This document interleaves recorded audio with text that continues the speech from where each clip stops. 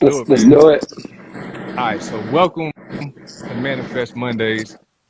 This is our 52nd episode, so we've been going a Wow. year straight right now, man. 52 weeks Every straight, baby. every week we ain't missed 1 week for a year, man. We on here every single week, man. So we had to do something special for the 52nd episode, man. So it was only right to bring on what I would consider on his way to be a legendary producer, right? He's produced for names such as Oh Chris man. Brown. Y'all might know some of these names. Chris Brown, Kehlani, Sebastian McKell, Jack Harlow, just to name a few. I found out And yesterday, Ramond. even Tank, Right. Yeah, yeah. and the young legend Ramond. and the young Let's legend go. Ramond.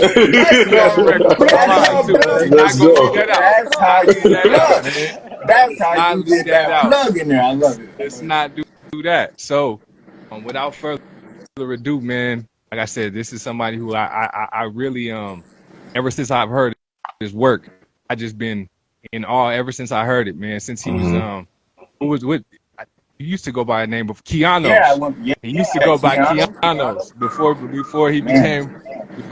became what he is today. My guy Chris Bivins, aka Buddafly Wolf. What's going on, brother? There you go. The one Oh and only. man. Oh man. That's an introduction right there, man. That's that. Come on, That's man. that Arsenio Hall big time introduction. You wait 30 seconds in and then you just drop the bomb. Yes, sir. Mr. No, man. Chris Bivins.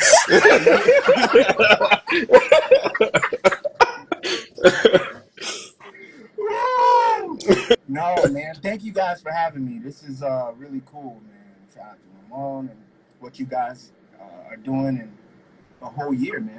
This is like, Yes. everything comes full circle. So Everything does. yeah, I'm thankful. Yeah, man. Man. We're equally grateful to have you. Appreciate you popping Yeah. on with us, man. My guys was excited to meet you. Zenas is familiar with some of your work too, because I've been sending them your beats for years. You know what I mean? Yep. Wow. Yep. Yeah, man. It's sometimes. I mean, for me, I'm just like always like head down, just creating. And by the time I'm like reaching up for water, something is taking off in some capacity. So yeah, it's this is music and art at the end of the day, and you never know who and what it's going to connect to. So, Yeah. Exactly. You know what I'm saying? So I'm super excited. I'm still new at this, to be honest. Like even with the first placement in 2020, I think with Jack Harlow, we're already best friends. Like, I mean, we're 4 years in, so I'm still getting acquainted.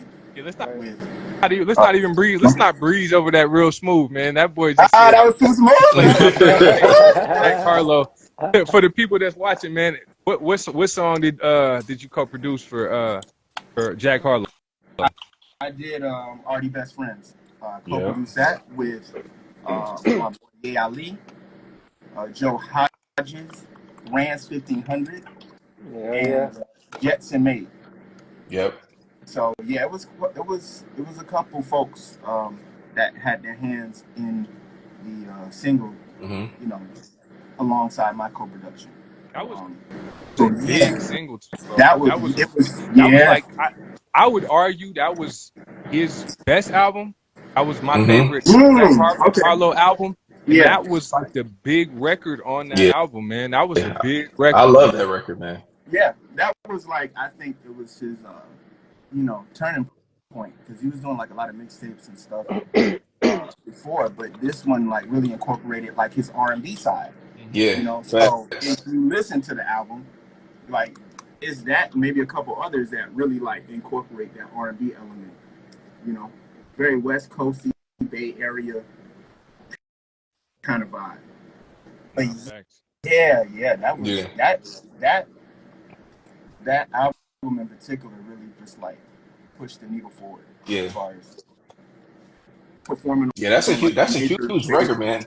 I love that record. Like, I really do. Like, he slid Jack Harlow. He slid on that. So, I was like, bruh. And to me, I think the song is good to play at like at an event. You know what I'm saying? If you going out weekend, girls want to get dolled up, and then they play some Jack Harlow. You know? Yeah. And Oh so yeah. it is aged well. You know what I'm Yeah. saying? Like, Yep. Yep. It's still gonna slide every time. Yeah, I'm based out in Brooklyn, so oh wow, every time I hear it, I'm every time up here in New York, man, we slide every time slide, to that record. it's a slide. That's it, man. Yeah.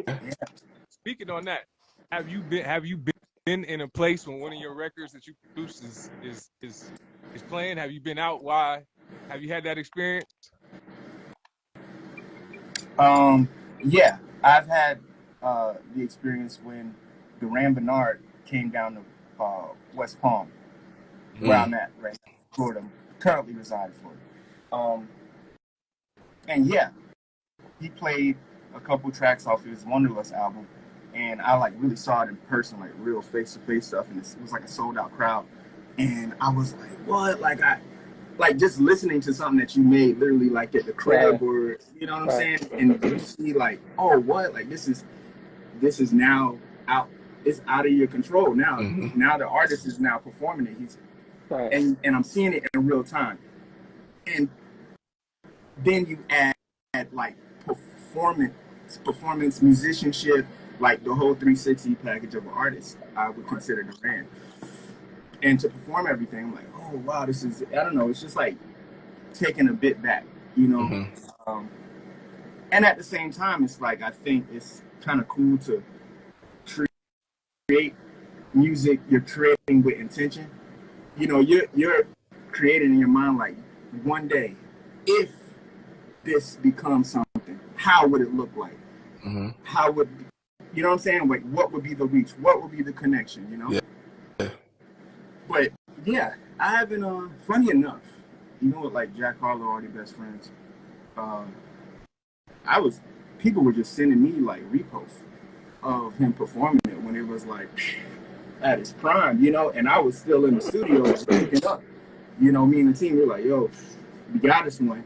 Everybody got us one, right? We're good. We're there. And the whole time, like, it was like building, like the song was just getting referenced and reposted, and you know, people like, yo, like my friends are like, yo, we at the concert right now, you know what I'm saying? Where you at? I'm like, I'm in the studio. I'm working on the next thing or whatever. Yeah. So yeah, maybe one day. That'll be pretty cool. I try not to be a lush over what I make, you know what I'm saying, for the result to be like, oh, like once it's performed in front of 30,000 people, then it'll make sense. You know what I'm saying? It just got, it has to make sense for me first and relate to me in some kind of way in order to just give it away and close my eyes to the possibilities. Of what might happen. So so it's fun. It's like I'm constantly surprised to see what the next thing will be. And, you know. And that's the crazy thing about being a producer nowadays, or a beat maker specifically, however you choose to identify, right? I think producer can entail a lot of different things, right? You know, but as a fellow producer, it's crazy to see something that you just like literally sitting, you know, at your desk, you know, right in your space, whatever that looks like, you know, whatever your setup, your gear looks like, and you just like literally just sitting there working, just putting things together, and it's just like to see that translate into like an entire body of work, or you know, multiple bodies of work and stuff like that, and just, you know, hearing it out in public and stuff is just like, man, this is wild. Like I literally I recorded this in my room, like, you know, like that's crazy, you know. So but don't it's you just think that's the beautiful thing of like, you know, it's like a seed of an idea, and you just expand on that over time, and not knowing how it's going to be grown. Exactly. You appreciate the seed that was planted in some kind of way to kind of give you, like, start the idea off, and and then, you know, not have it just on your laptop or your hard drive, you know, and say, hey, you know what, maybe this needs to be put out for the world. Exactly. In some kind of capacity. So. And speaking of seeds, you know, we wanted to tap into that a little bit, right? So, like, not as a seed, but as a young Bo, you know, like, how did you get your start in music? Like what even got you into the world of exploring as a creative and eventually as a producer. But what I guess like prompted that? Right. Well, I've always been around music since a kid.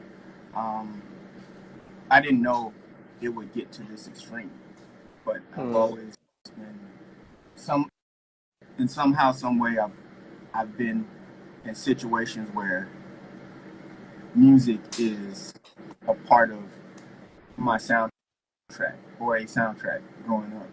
Mm-hmm. My parents was like really into music, but wasn't like singers or musicians. Right. So, and me being an only child, like, and being a Leo too. You know what I'm saying? Like, I don't know if this is gonna make sense, but I've always been around the creative arts. Something you know, about that. And yeah, I don't know. I started playing keys and piano like 9 years old, but nothing like on like being formally trained or going through like church or what have you. I don't know. I've just always been a fan of music. I've always been like a fan of taking, you know, sounds and textures and being able to like express what you're feeling without words. You know what I mean? And then words become something according to how things are arranged, or compositions, and like, so I don't know. Me as a kid, I was into that. I was like watching I was watching like old interviews, like Quincy Jones and Michael in the studio, and Prince and Sade growing up. My mom was really into Sade, and yeah, my pops was like into Marvin Gaye and Smokey Robinson. That's what's up. Baker, like that. Yeah. Kind of inspired me. And then also like growing up in the 90s, I'm born in the 80s. Born in the 80s, but grew up in the 90s. And that was it for me, like BT and watching the box and hoping that one of the songs that you really like, that maybe not a lot of people may not like draw interest to, like I'm like, yo, what are those deep filler cuts? What are those like B-sides? I've always been a fan of that. So yeah, over time, it's just kind of worked itself out into creating music, making beats, producing, part-time jobs here and there, you know, growing up as a kid. And just learning how to express myself musically. If that, you know, if that makes sense or whatever. It's been a constant growing pain for me, but also like some great unimaginable things. You know, you just have to like trust what you're feeling. To me, that's what it is. But yeah, I don't know. Since I was 9 years old, man, and I'll be 40 next year. That's crazy. So we talking about a you know, over a decade to 20-something years, right? With this, with the feeling, right? It was just it's my better way to kind of understand the world around me. So in a nutshell, music has really been like the soundtrack to my life. That's what's up. So are you entirely self-taught? Yeah. Okay. Yeah. Cool. Yep. But at the same time, I don't know if you guys heard of Guitar Center. You know. Of course. That's for everybody. Of course. Yeah.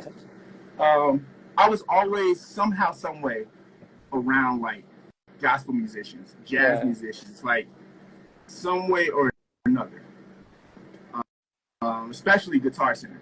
I remember like in between like part-time jobs working at Publix and spinning signs, all kinds of stuff, you know. And in between those moments, you was out there flipping that thing. tabletop, and 360 Chris Brown spins. And... That's what's up. That's what's up, man. But music has always been around. I mean, whatever capacity. Even working on the hearing like chords and melodies and stuff like that. So yeah. But shout out to gospel musicians and jazz musicians and classical, musicians. So I kind of, throughout the years, I've taken bits and pieces from like super experienced pianists and other creators. So yeah. And that's why because you can hear it in some, you can hear it in a lot of your production, how like soulful and like taking those pieces probably from jazz and R&B. There's something that you said that I just wanted to hit on while you just said on it, bro. It was super dope. You said kind of like music was how you made sense of the world. Yeah. One time I heard LeBron saying like when he was growing up, everything outside of the court was crazy. Like just moving from here to there.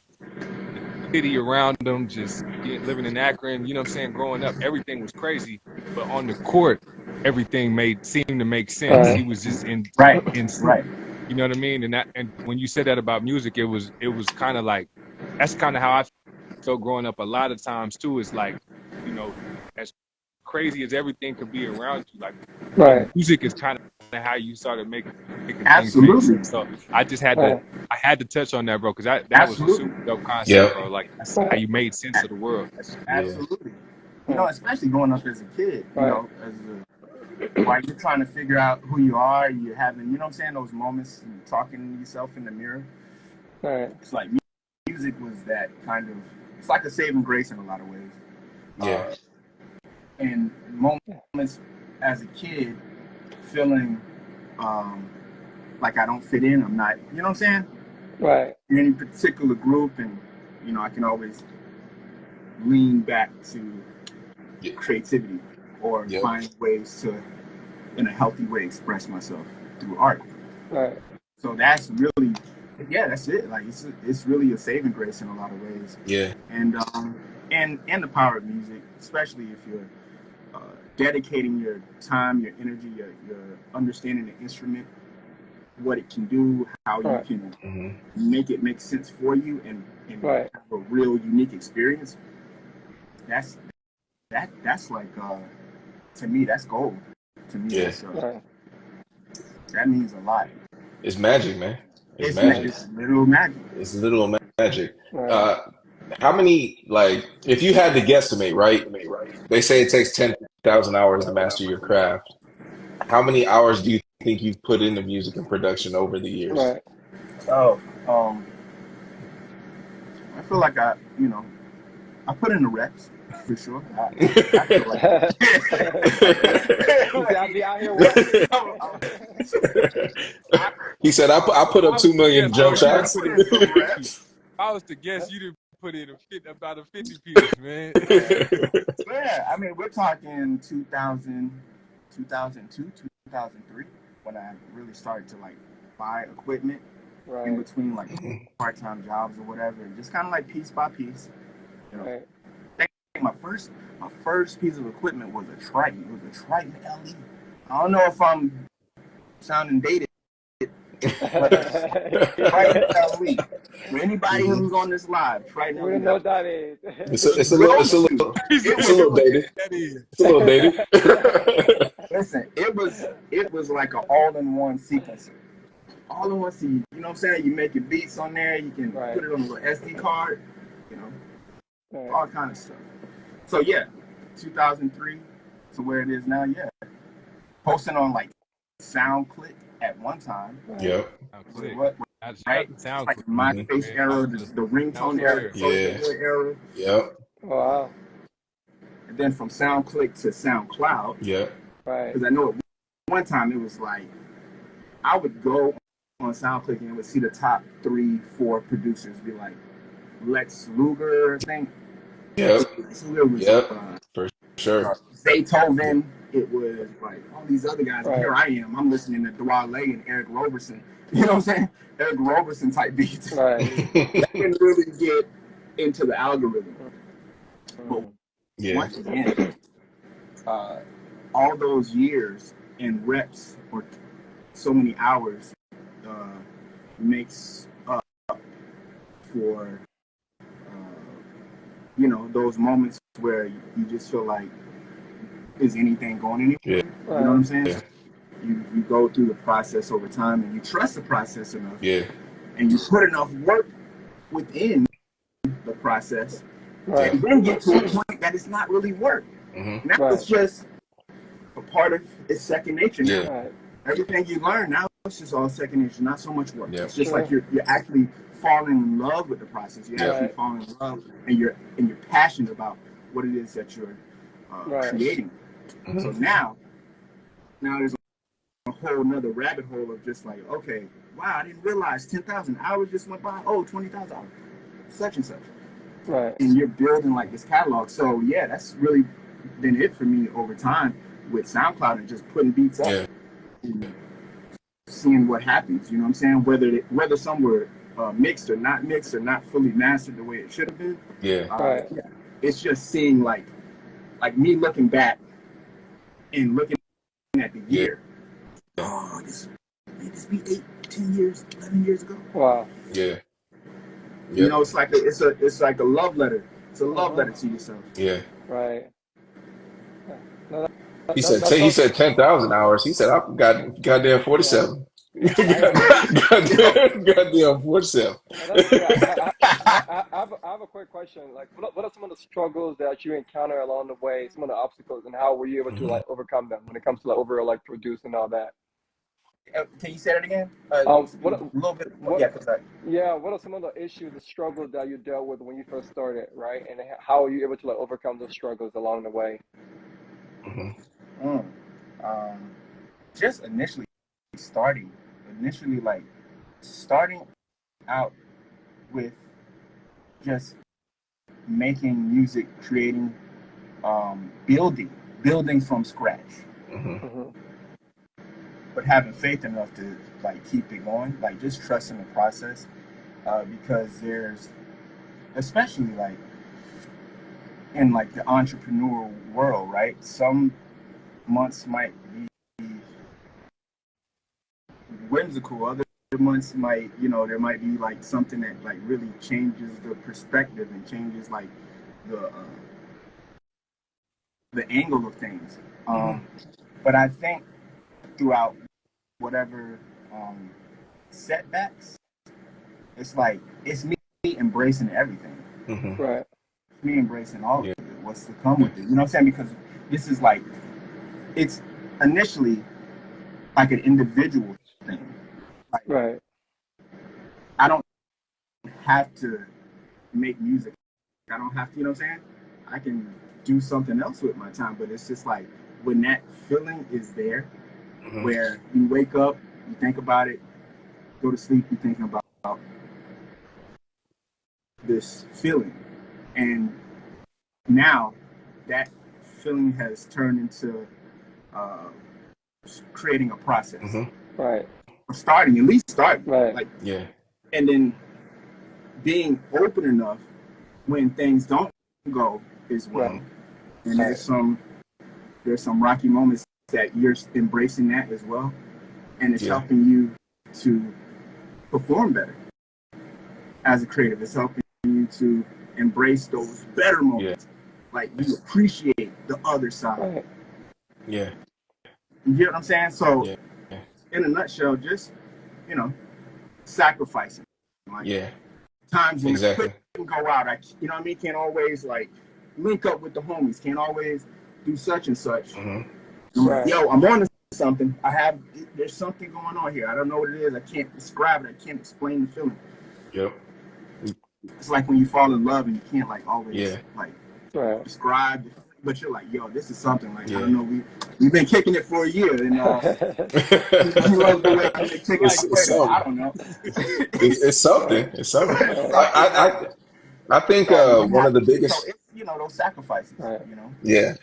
I think, and I'm sure you can relate. I think one of the biggest struggles as an artist, as a musician, producer, whatever the case may be, honestly, just an entrepreneur in general, like you mentioned, is finding that balance, right? Right, like Yes, finding the balance of existing, right? Because you still got to exist, you still got to pay bills, you still got to Right. figure out that side of life, but still finding a way to constantly channel that inner creativity within yourself, like, and not letting that go to waste because absolutely. that's where your authentic self lives. So, like figuring out what that balance looks like for you, and it's going to look different for everyone, right? Like Right. some people may work a regular 9 to 5, Absolutely. to supplement their life and, just tap into their creativity afterwards. Some people go all in and, some Right. people result in being homeless and like literally broke, like got nothing to their Right. name, in the love of music or art or whatever it is. And it's just,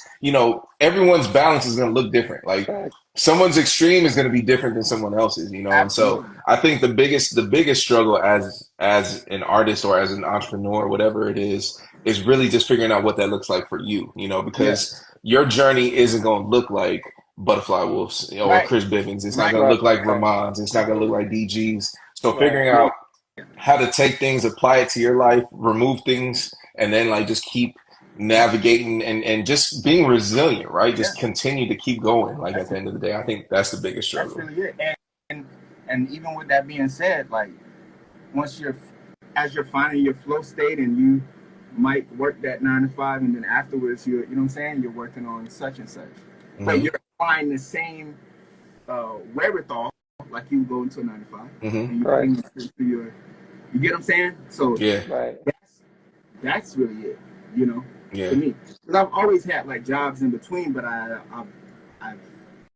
I've left. You know what I'm saying? It's like 1-2 years I'm in like, Right. okay, maybe this is not. You know what I'm saying? Perhaps I need to go all. Right.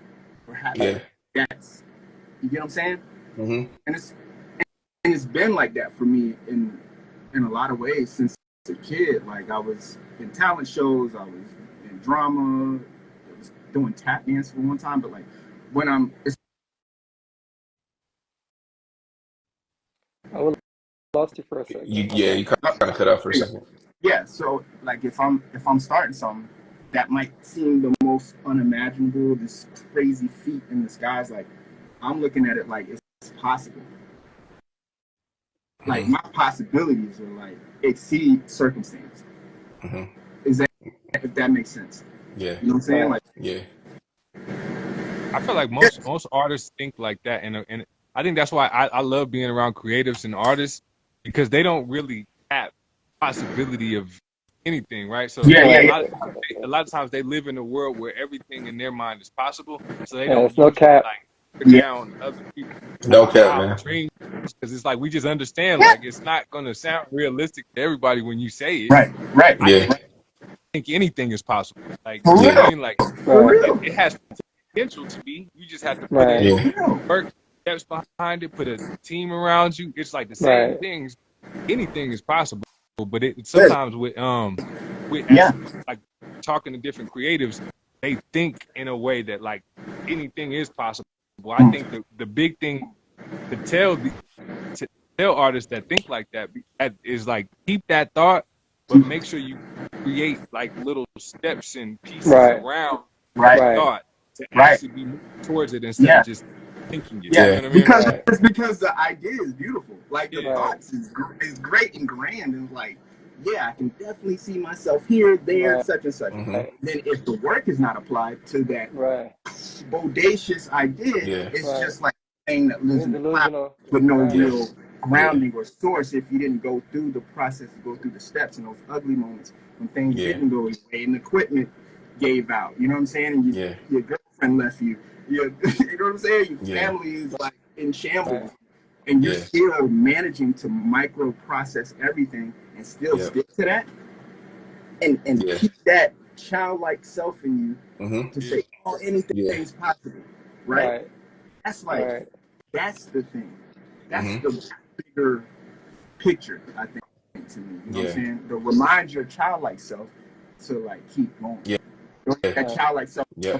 the adult person, to keep going. Right. Because like, Right. Yeah. Yeah. remember when And we were kids? years, remember when we could like believe anything and dream anything? You know what I'm saying? Like that old thing. So that's another key element. Like almost being the grown person in you, but telling the kid in you, like, but the grown person didn't used to tell you. That's fire, bro.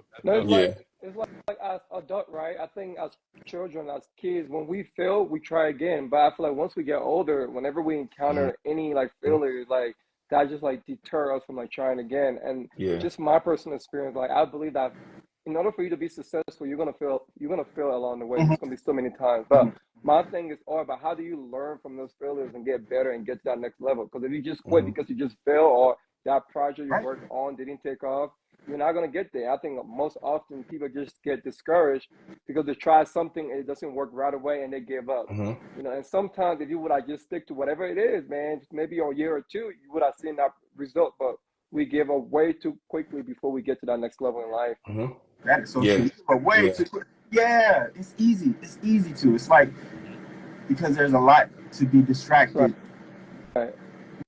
within the moments of like, okay, I gotta really like laser focus this thing.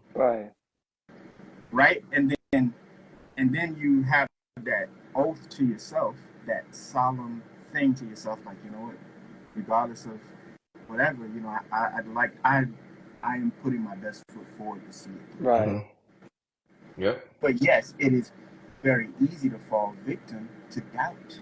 It's easier to, you know what I'm saying? Versus like, yo, listen, we got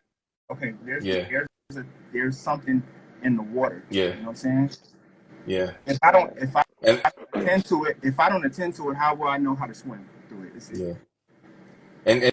And to Ramond's point, I think it's important to surround yourself with like-minded people, creatives, right? Because I think they just get it at the end of the day. You know, like you said, music is a way of understanding yourself. Just there's not a better feeling than being understood. Like when somebody just like gets you, it's just like, God damn, like I feel seen, man. Like, damn, I ain't even gotta explain, like you just get it. Like I love that shit. You know, and so I think that's why just instinctively, like you just naturally want to be around people who share similar beliefs and, you know, like I said, like-minded people. But that's not always the case. You know, that is not always the case. Not all creatives are the same. And that being said, I did want to segue into something. So working with creatives and people with similar mindsets can be dope, right? But what are some of your pet peeves about working with other creatives or artists? You know, because that's not always the case. It's not always a harmonious relationship. You know, there'll be some shit where it's just like, yo, I don't like that motherfucker. Like, I do not like that motherfucker. Like, so or this motherfucker is getting on my nerves. So,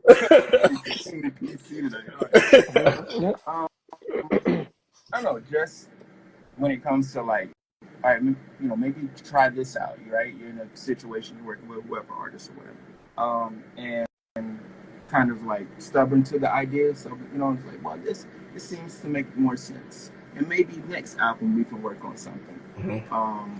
Or it's just like not being in a room where your ideas or your creativity is kind of like, it's just kind of, it gets overlooked. You know what I'm saying? You get me? It's like, okay, so it's like I read the memo. You know, like it's this with a 32 halftime trap hi-hat or whatever. like I get it. But yeah, just not being heard, or at least just simple things, you know what I'm saying? I think recognition goes a long way. Not really heard, not, you know what I'm saying, just more like, oh, just do this. So if I throw out an idea, it gets shut down. You know what I mean? Stuff like that. It's like, okay, well, maybe we shouldn't be working much as the bigger picture can represent. And that's usually kind of make it or break it, you know what I'm saying? I'm like,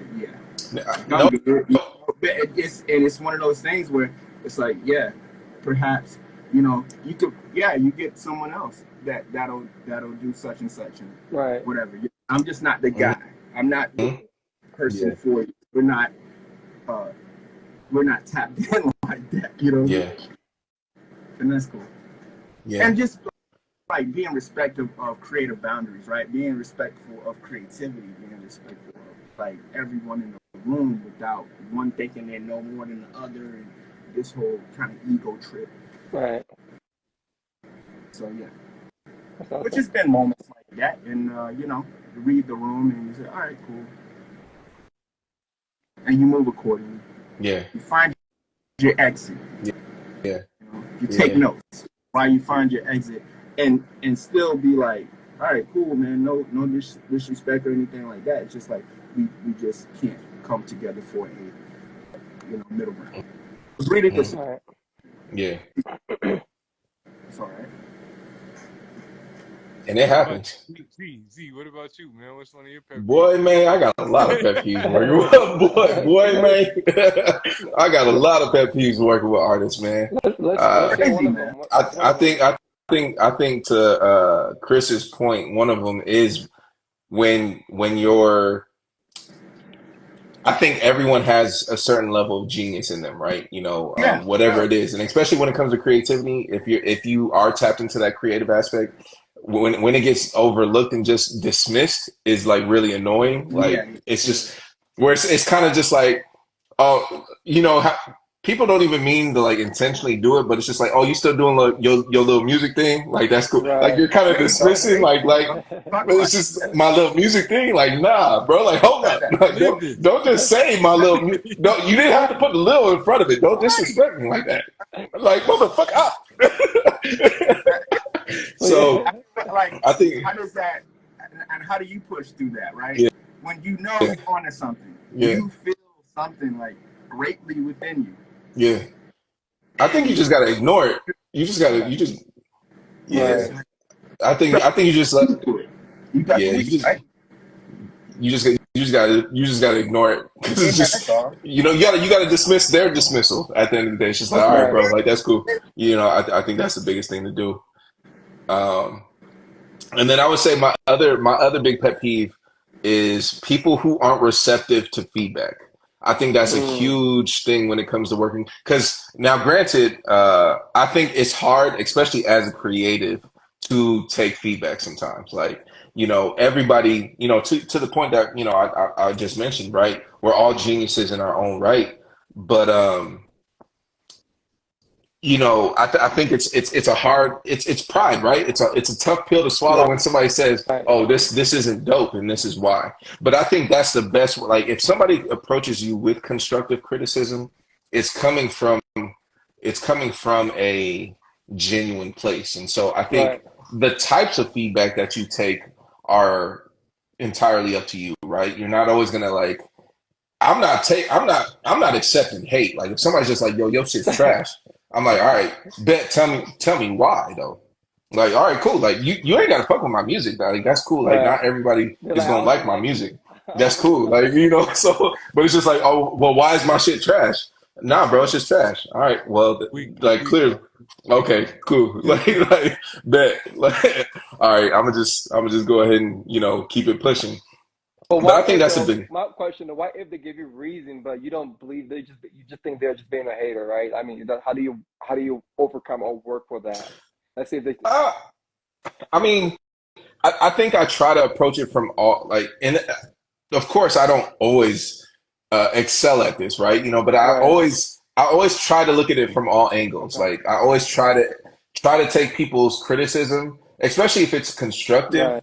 I always try to take it to heart, and not to heart, I should say, but I always try to take it with just some kind of merit, I guess you could say. Like, all right, cool. It also depends on how they deliver the criticism. I think that's a big piece. And also, where is this come? Like, so if this is somebody who literally doesn't have a creative bone in their body, and I don't know, man. It's tough. It's tough because if somebody's just like, it's tough, man. Because like some people are like, if you've never made music before and you're trying to like give somebody perspective on how to make music, it's just kind of like, all right, well, I get what you're saying, but I don't get what you're saying. But I think I don't know, man. It's all about taste at the end of the day. That's Right, really what it all right, comes down to, right? I right, think that's the biggest thing. It's just I try to be as right. receptive and like hear what people are saying, especially Mm, if it's coming from a genuine yeah, place. Like I said, it may not always be well received, but I might step away from that conversation and then I might come right, back the next day and be like, you know what, they might have been on to something. right, Like, like maybe if I would have delivered this right, verse in a different tone, then it might have worked. Or maybe if I would have added this instrument, like, yeah, right, okay, like I see what they're saying now, right, but I think a big thing is like how you go about communicating whatever it right, is that you're trying to right. relay. So I mean, some people are just constructive haters. facts, But You facts, know? to be honest, facts. to that point, DG, I just had to throw in there. Yeah, man. It's not super hard to like to decipher if somebody's just hating or if Right, somebody is really giving constructive criticism. Like, but I right. see what you're saying. Like, some people are constructive Yeah, haters, Yeah, and they like are. facts, they just facts. want to Some people are. and sometimes they disguise it too. Like they put a whole bunch of shit on why they don't like it, and it's really just Right, hate. You really got right, to dive to the bottom of it. Like to be honest, if you don't like the type of music I make, it like your criticism is kind of like you know what I mean. Like Irrelevant. somebody like they brought me into a room where they was playing heavy metal. I'm not the one to give the criticism, so I right, don't listen to it. Hmm. But my, right, you know what I mean? It's like I can say I don't like it, but right, there's a place for every music if they, you know what I mean? So right, I think Hmm. knowing who that person is that's saying it is big. Is one thing. If it's somebody you respect their opinion on music, even you know what I mean. And then just right. like sometimes being open to it though, because sometimes, like you said, like you got to be open to give and receive some of that. I think it is good sometimes. I think for me, I'm so hard on myself when I'm Right. like writing and creating that like I usually don't Sorry about that. hear it Very back. good. Sorry about that, So Right. you guys. Yeah. are you good, brother? Right. Yeah, but to your point, DG, people be constructively hating though, for real. Right. That's what People, I'm saying. They people, just people found do be ways to constructively hate. hating. You know, like they just found ways to hate. Constructively hate. That is such an oxymoron. Constructively. For real. For real. Like, It's you because know. some people just don't know how to give a compliment. Right. Like some people just don't know how to be like, okay, this is good. Some people Right. will they'll break it down like, okay, this is Right. what you need to work better on, even if they like it. And sometimes it's just Right. like, bro, like just Right. let it be good though. Like if Right. you like it, To that Right. No point, one will Z, give you credit. Or, I gotta or kind of argue on the other side real quick, Z. But what about like would you prefer somebody who always just said it's good or never nah, said it's nah. good? oh no, Mm-mm, Or no. someone mm-mm, that never mm-mm. said it's good but They have always to just let me had know. something constructive to give you? I, I Yes. I'll tell. I do not like yes men. So no, I don't Oh like a yeah. yes man or a Oh yes woman. Like no, understandable. I need everybody needs a Jay Rich.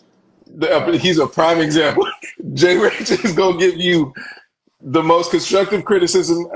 And if you ever hear Jay Rich say, "Damn, I ain't got nothing," you know that shit is fire. Right. You know that shit is fire. If he ain't got nothing to say, like if he's just Right. like, Yeah. bro, like, yeah, because he typically always has something to say, but it always is constructive Right. though, and I do appreciate that. Like I know it's coming from a genuine place. He's not saying it because he's just my homie. Like, Right. oh, bro, like this is good. He's like, nah, this is good, but you could have done this better, or you could have done that better. And Yeah. I take that over a yes man or a yes woman any day. There's there's like constructive criticism, right? It's like the genuine parts of it, Right. right? Say, hey, all right, there's something there.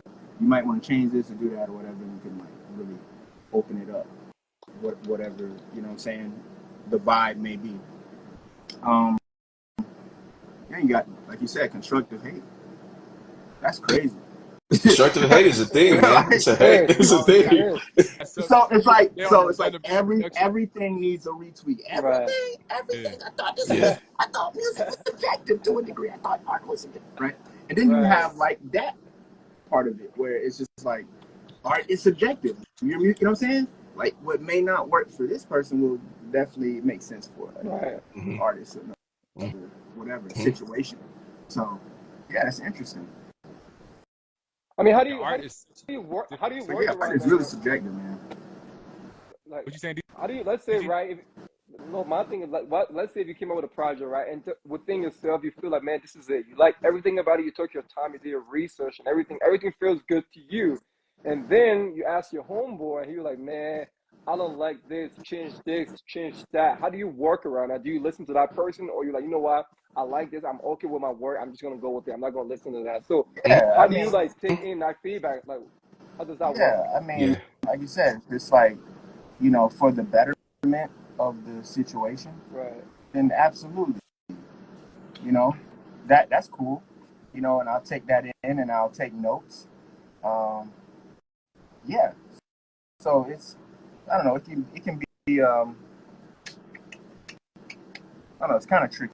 You know what I'm saying? Because Right. you going off of like, yo, no, I think this is it. Right. Somebody else is like, tweet that, retweet. They're like, yo, we don't know until it gets out. Right. How would we ever know? Like You know what I'm exactly. How saying? do we know? So Right. it's a lot of more like being in your head Mm-hmm. versus Right. overthinking Right. the situation versus like, okay, let's put it out and just see what happens. You know what I'm saying? But in the midst of the process and not where I'm like, okay, am I not taking in, you know what I'm saying, constructive ideas and criticism, whatever, and can we come together to find a middle ground Right. for the betterment of the project or the betterment of the creative experience and whatever kind of space. But yeah, I don't know. If it feels more dogmatic, then I'm like, nah, I'm cool. I'll go on I'll run it. Yeah. Right. You know what Right. I'm saying? And sometimes the situation is like, even for me, I pitched ideas to other artists, and they said, this is not one or something. Yeah, cool. Send it to somebody else. Boom, they make it something, and then it like hits. Right. And then next thing you're like, oh, can you send me that? We just had a conversation. Right. Right. Mm-hmm. Right. So a lot of this is really going off of your gut instinct. Correct. Yeah. Literally. Right. Sometimes you know what I mean? And in between the working with people, working with other creatives and what have you, yeah, there are going to be those moments of like indifference. There's going to be moments of like, okay, maybe you should sound like this. Maybe change the key out. Right. Take them hi-hats out. Put these new hi-hats in. You know what I'm saying? Yeah. But let's at least keep the feel. Let's not crash it out completely. Yeah. Because that's the reason why no one likes to crash out. Retweaking, but don't crash out. Right. Don't have to crash out. Yeah. You know what I'm saying? Yeah. I think the best way to navigate it is to find a handful of people's expertise or input that you truly value. Right. You don't need to go to 27 different people and ask for their validation. Right. Find a handful of people that you can consistently trust day in and day out with, whose input you genuinely value, and consistently go to them with any like critique or like just ideas and stuff like that. Because I think it is good to bounce stuff off of people, because especially with people that you trust. Right. But at the end of the day, to Chris's point, it's all about your gut instinct. Right. It's my decision at the end of the day. Right. If it's my project, I'm going to have the final say so. So, like, I appreciate your input, but I think it's just getting it to a point where I like it. Right. If I like it, I'm putting it out. Like, like I don't need any more feedback after this. It's just I've gotten into it because as creatives, we are our own worst critics. So, like, at the end of the day, whatever you probably have to critique, I've already done that like 10 times over, so maybe not. That's not always the case, but if we get into a point where I like it, I'm like, cool. Like, that's all I need. Absolutely. And now it's out. Now it's out in the world because, I think that's the best way to navigate. That's the best way to navigate. Absolutely. Can I ask y'all something real quick? Buddafly. Can you turn your mic up? Am I down a little bit? Mic check. Mic check. Can you hear me? Mic. That's better. That's better. Mic. Okay. What I wanted to ask y'all is because like we did something dope last week when we was with Ray and we was talking about support, and it's better to kind of tell people how to do that, right? So when you ask somebody like for feedback, right, what's the right way for somebody to give feedback? Let's get specific, right? That What's is the a right good. way to give, like how do y'all give feedback, or what's the right way to give feedback? Well, I'll start. The way that I do it is I always compliment them first. Right. I always compliment something that I do like. Expect like if I have Yeah. constructive criticism to offer, I'm gonna tell them what I do like first before I get into the negative. Because I think when you just come out the gate with negative, it's just like, Yeah. all right, bro. Right. Like like I think it's always, you know, I think it's always better to be a reverse Sour Patch Kid, right? I think it's better to be nice first and then be sour. You know, like you got to be a reverse Sour Patch Kid. I'm gonna give you the I nice feel you. first, and then I'm Yeah. gonna be sour. You know, Right. so Right. I think that's the best. That's how I approach it. I'm like, all right, I did like this and this. I like your melodies. I think Absolutely. you could have. I like the melodies, but I don't like the lyrics. Like I Mhm. think like this could Mhm. be tweaked and that and stuff like Yeah. that. But I think you're going in the right direction. If I don't like anything about it though, then that's where I'm like, This I shit just sucks. think we like I just Yeah.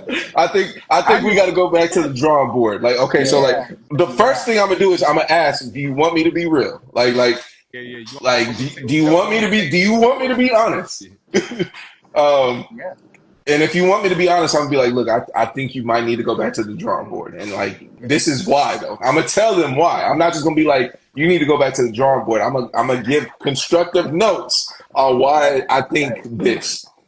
And at the end of the day, you can take my advice, you can not. At the end of the day, Right. that's It's up your to choice. you. True. But that's how I'm gonna give advice. Yeah. No. Absolutely. I have to agree with that, man. I find something within you know what I'm saying, the listening experience. I'm like, okay, cool. Like keep that, but maybe change the bass out or like it could be simple things. We don't have to completely like you know change everything, but it's just like little things that could enhance. But yeah, and without being Hmm. like harsh, without being like stingy. Yeah. Right. Just like yeah, mm, Hmm. let's look for options. Yeah. That's the you know what I'm saying. That's the clean was Right. let's Look for explore our options. Are we options. sold on this, or Are we sold?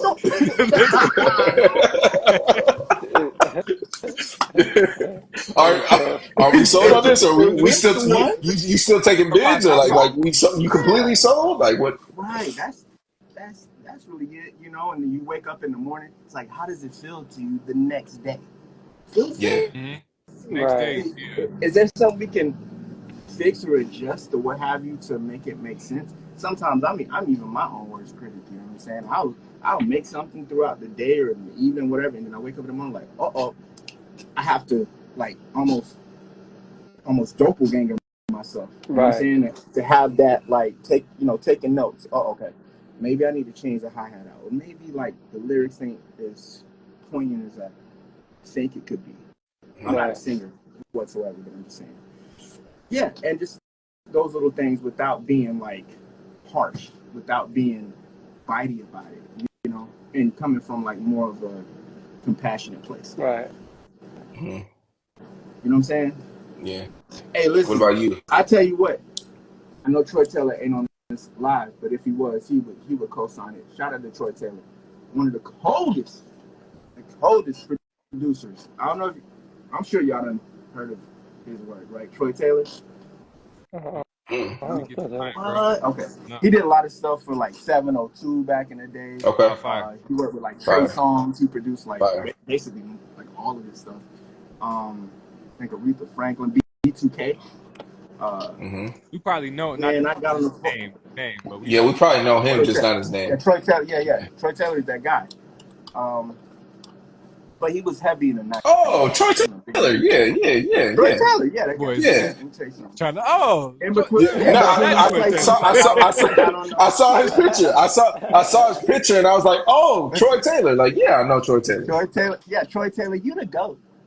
Yeah, I was actually what was the name of that damn what was that app that blew up during COVID where everybody was like in chats together? What the Why am I having a brain fart? I don't know. The room, Oh, the the room. call What was it one, the called? call app, Yeah, Club like room or the whatever. Clubhouse. Clubhouse. Yeah, Clubhouse. I was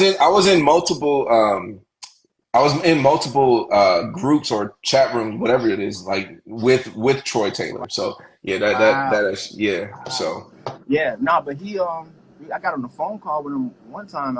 This was in between like getting placements and stuff like that. And I'm feeling like I'm the guy. I'm like, yeah, I just got this Hardy Best Friends record. Got a Tank record. And I just through resourcing, I was able to reach out to him, and he picked up the call, and he wanted me to work on like a remix to like Usher, Simple Things. mhm. And I went and did something completely left. He was like, I said it to him, and I was feeling good about it. I was like, yeah, what you think about this one, right? I mean, he was like, yo, this shit is trash. It's so bad. Did you not hear what I said? Like, why did you? Why You did went in you a do whole other that? VPN. You're not looking for Calypso. Like, what were you thinking? I hate everything Are you on about drugs? it. Are you on Not on it. drugs? No, look, you be honest. Are you on drugs? No. That's crazy. You're on drugs. That's crazy. He said I No, but got one question for you. Why? Yeah. why? Like, why? Troy Taylor. And even through that, like but see, it's like he's performed at the top of his, you know what I'm saying? Top of Yeah. tier.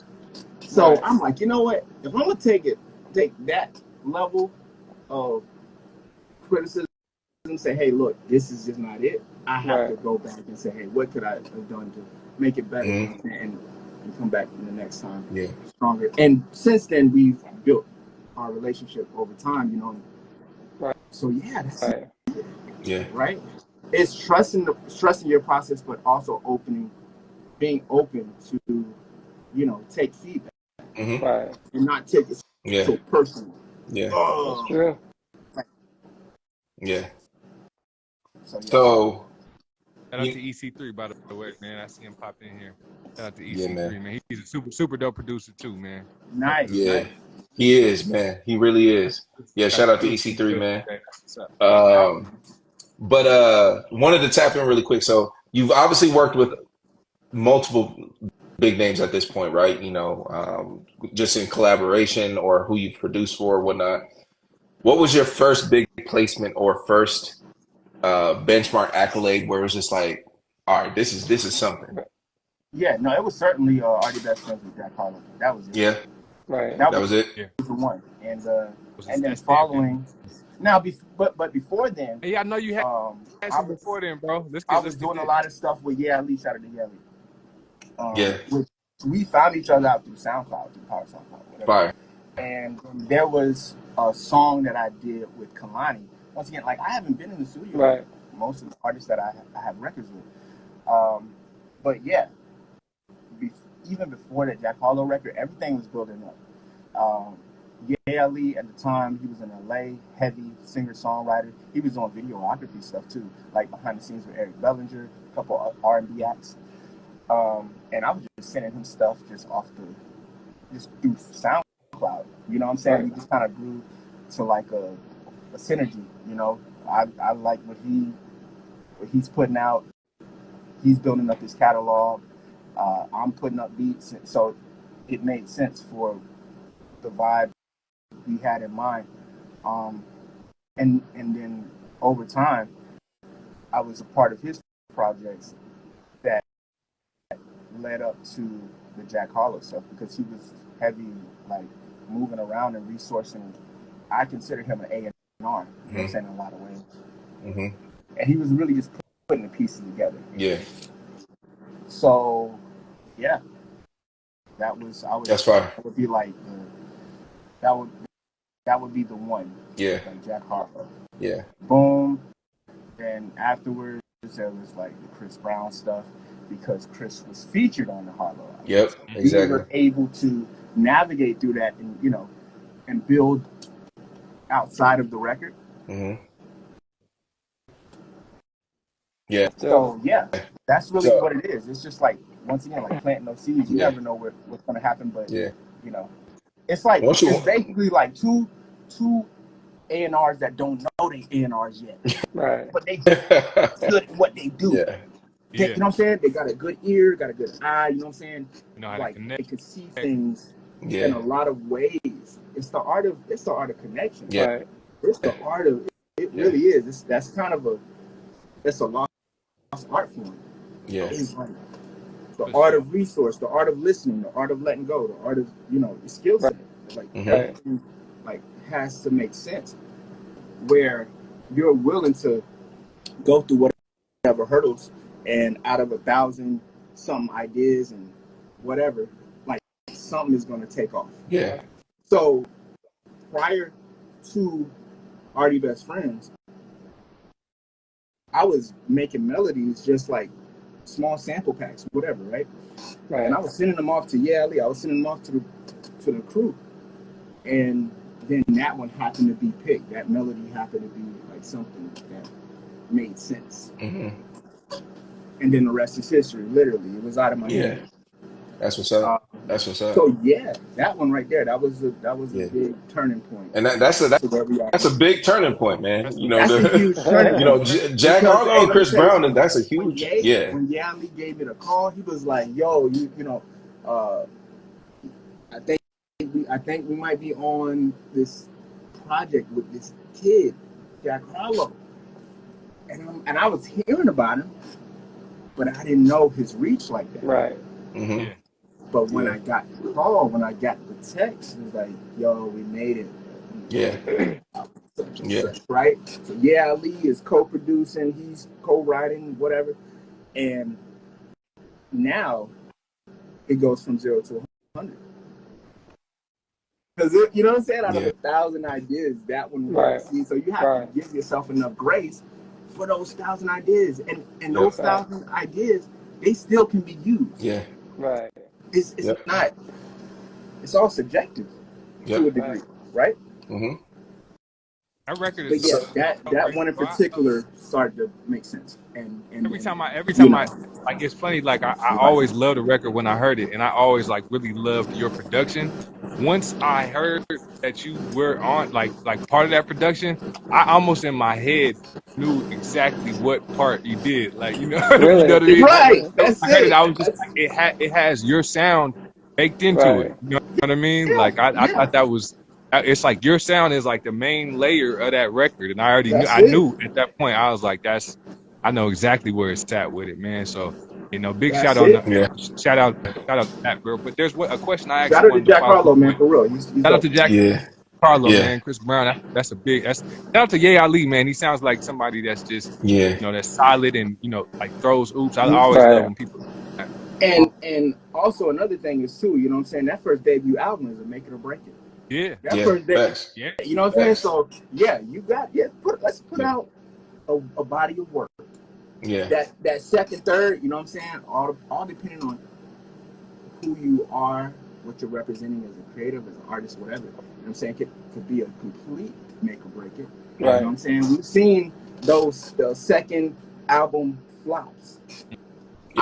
Sophomore albums are typically hard. Sophomore, you know what I mean? So to be part of the debut album, that's what I'm saying. People don't get that second album, no. A lot of people don't, man. That the follow up to the debut album is always hard, man. It's always hard. That's why people who can consistently put out good music, man, it's crazy, Yeah, it is. But shout out to Jack Harlow, because his ascent was crazy. Like I remember we heard him back in what was that, like 2017? We heard him on Sundown. What was that? Sundown, man. That like, and to see from Sundown to where he is now, that's just crazy. And to think that you're a part of that journey too is dope. So shout out to that, man. But I did want to ask, like, can you hear me? Yeah. Okay. I just want to make sure. How has your journey changed since receiving your first Grammy nomination? Right? Like has that set up your network or your trajectory in a new particular way, or has it done anything for you specifically? I think You might have cut out, Yeah. bro. I don't know if you can hear us. We can't hear you. We can't hear you, bro. If you Can you hear me now? Yeah, Yeah. yeah. Okay, we can hear you now. yeah, no, it's certainly got a lot more eyes and ears on what I've done. You know what I'm saying? It's like a rabbit hole theory, you know?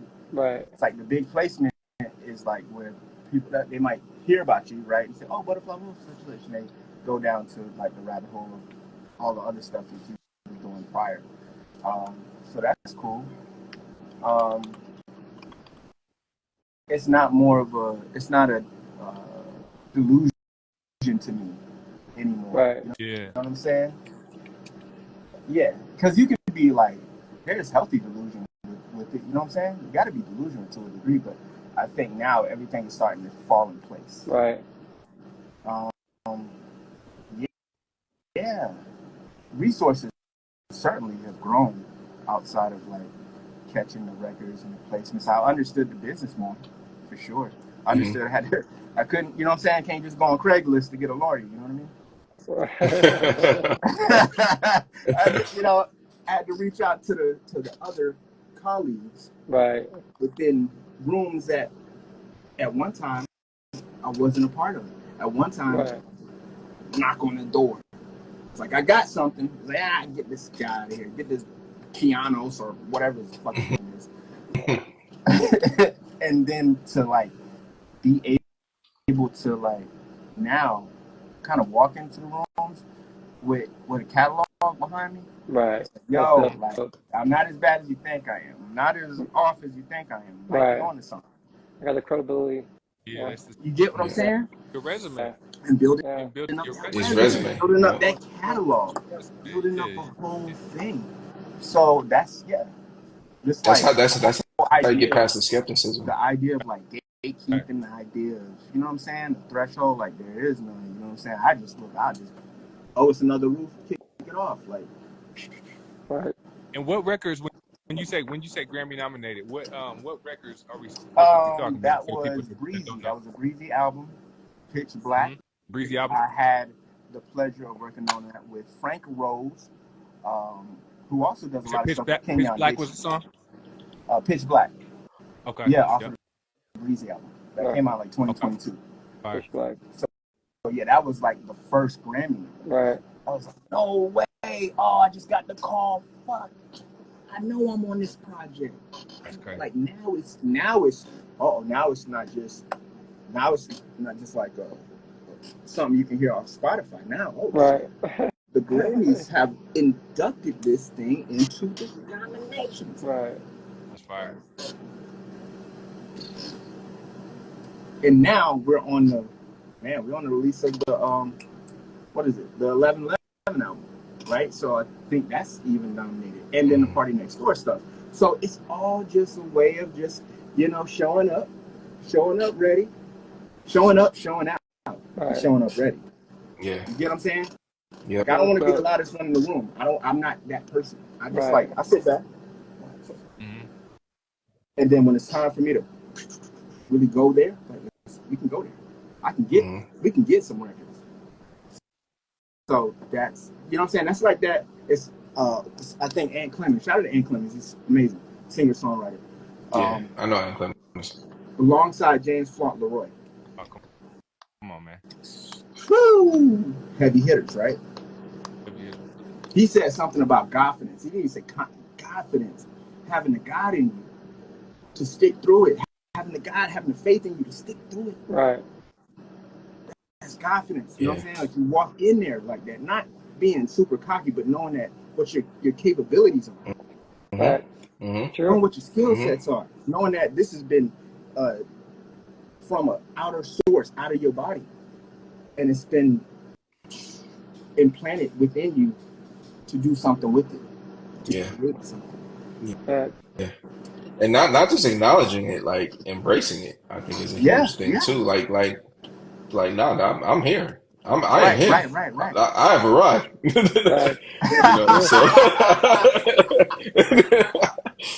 I think it takes a certain level of confidence to get somewhere, right? And we talked about the word dismissive earlier, right? You know, I think it's easy to fall into that of wanting to be humble, and there, of Right. course you should always be humble, right? You know, because life can humble you at any given moment. Right. You know, there's a lot of moments, you know, but I think you do have to find. We talked about balance, right? You have to find that balance between humility and confidence, because it's just like, no, I'm gonna come correct. Like I know that when my number is called upon, I'm gonna show up and I'm gonna show out every time, you know. Right. And so, um, I think it takes a lot of trial and error to get to that point, right? You know, Absolutely. Yeah. and but when you do, though, it's like you see these things start to happen and transpire, Right. and the stars start to align, and Right. you know, you get the Jack Harlows, the Chris Browns, you Yeah. know, and all this stuff. And so that being said, you know, you've accomplished a lot. Like, you know, to the average person, they'd be like, wow, you know, but also as creatives and just people who are seeking growth, I know that there's always the next thing, Yeah. right? So that being said, like, what is your next milestone or Right. something in your particular career that you want to see come into fruition? And I mean, that's, you know, being that you've been nominated, do you want to win a Grammy? Do you want to I work mean, with a it'd be cool. particular?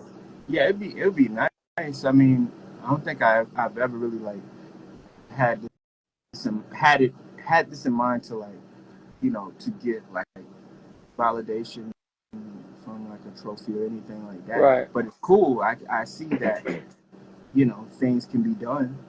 Like I get it, but I think for me it's just like exploring more of my musicianship. Right. You know, I look at like old Quincy Jones albums, like, man, I ain't conducted a symphony.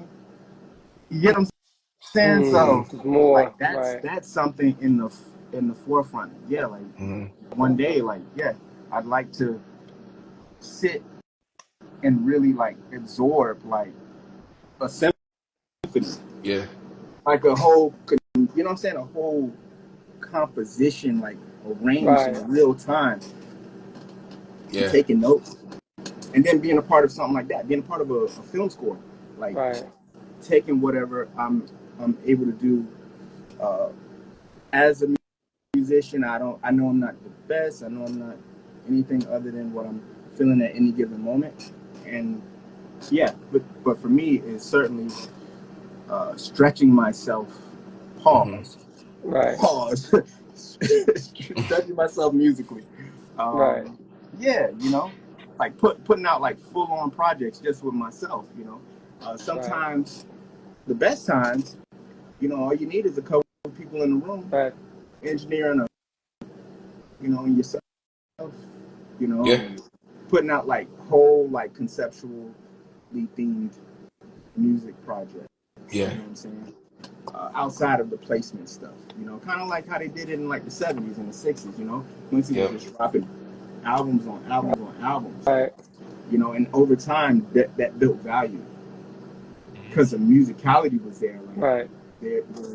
the arranging, the, you know, like stuff like that. I got a question to throw in here on that, man. On that Right. note, could you could work on a record, right? You got to pick one co-producer, pick one rapper, pick one singer, create the perfect. Okay, wait, hold up. Wait, say it again. Say it again. You're working on a record, right? You're working on a record. We're gonna put you on the spot with this. You're working on a record. You get to pick one co-producer, you get to pick one singer, and you get to pick one rapper to create the perfect song.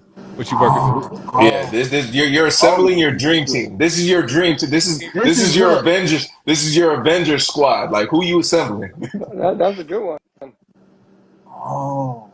That's a hard one Oh. too. Are we saying dead or alive, or are we It could saying be any. It could be the beat? any. It could be any.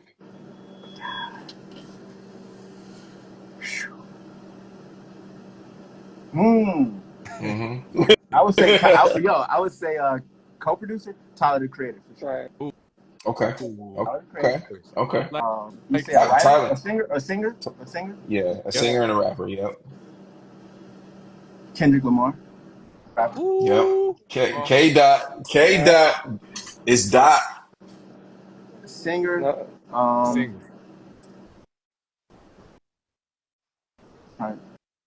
Leon Thomas. Oh, Yeah, Thomas. that's crazy. Oh, that'd be Boy, Yeah, I'm just being that record. I already know it's gonna be it's crazy, already bro. been. I know that record finna be crazy. You know that I want to say that says so much about you as an A&R. The writing on that is right. insane. the right. You Thomas's know the pen, right gonna be crazy. You, You know Thomas's that pen record is alone is crazy. they finna get a Pulitzer Prize for that record alone. Just for They getting another Pulitzer. announcing that it's coming out. Announcing that it's coming out. It's taking like the writing on that, and then like you picking Tyler was like I think like that's a great pick Right. on like just Producing, exploring right. come on. creativity, Creativity, yeah, going yeah. deeper, going to another Yeah, level. Yes, That sir. actually Yes, sir. that would be insane, that bro. would be a crazy record. That would Right. be Like I said, they getting a Pulitzer Prize for that record. That record alone is getting a Pulitzer Prize, bro. Yeah, That Pulitzer shit is Prize. crazy. And then we'll bring in Andre 3000 to do a top line on the flute.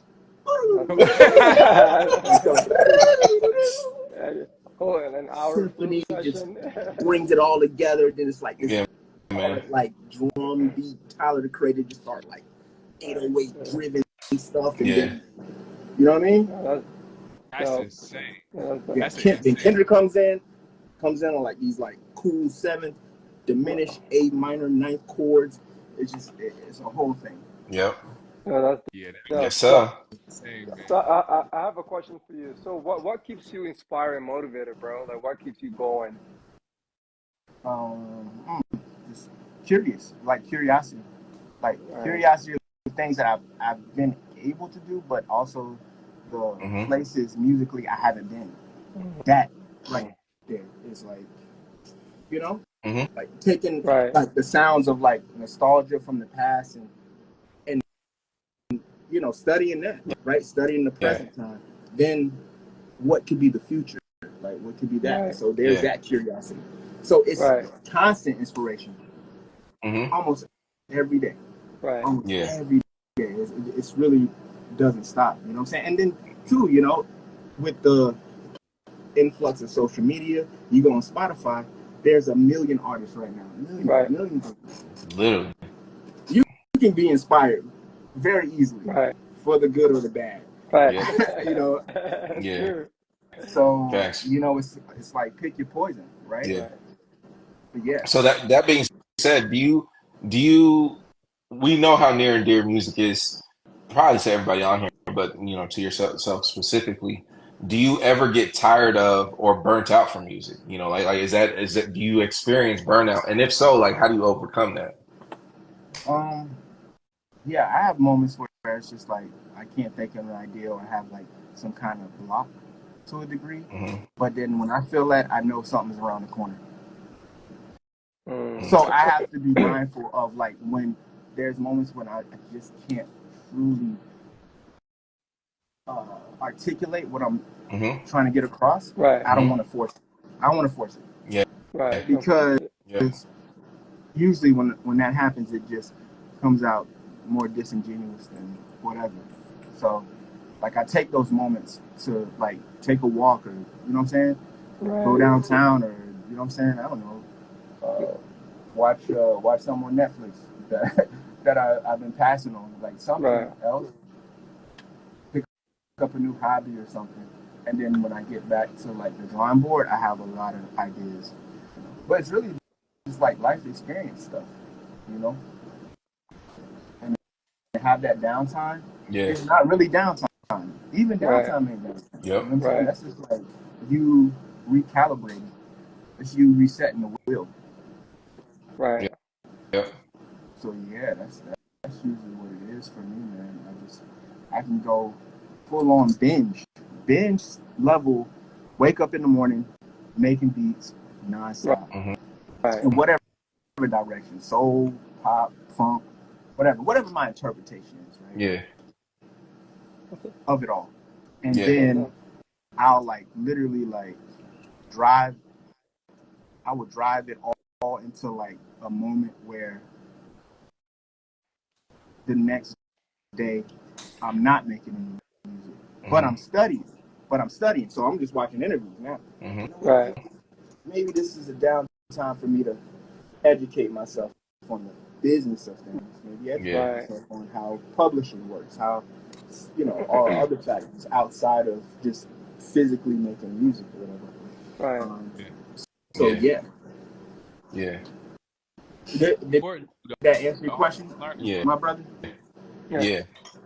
So you got a wide range, right? Of when it comes to creativity, it sounds like you tap into a lot of different bags. Yeah, And absolutely. that binge level is crazy. You know I what definitely get I'm that talking because about. You know how you just you can sit there like content. I got to remind myself I need to drink water or I need to eat. Like Absolutely. I'm Yeah, you like, gotta bro, take a break, right? I've been sitting here for like 11 hours. Enjoy I should probably go life do a little something. I bit. should, Yeah. yeah, You have to. So. But that being said, we always, this is the Spot Network, so we always like to put people on the spot, right? So that being said, we got one last question for you. And what would be the possibility of you putting you on the spot and you either cooking up something for us right now, or if you would like feel free to like if you would be willing to share something that you're working on right now, like a snippet of it. Absolutely. Yeah, I could play something that I'm working on. Yeah, absolutely. It's Yeah. kind of cool, man. Oh, wait a minute. Wait 1 minute. I love to hear it, man. I'm geeked. I'm like shit. let's, let's Y'all hear got it. y'all in for a treat, man. Y'all in for a Y'all treat, in for man. a treat, man. Yeah, it's all Y'all good, in for man. y'all in for a treat and it ain't even Halloween yet. Look at that. Look at that. Never. If y'all know who Buddafly Wolf is, y'all about to.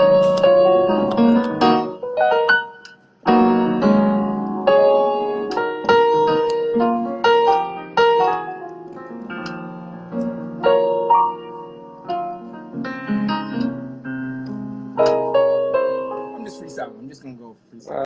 Why not? right. Let's get it. All right.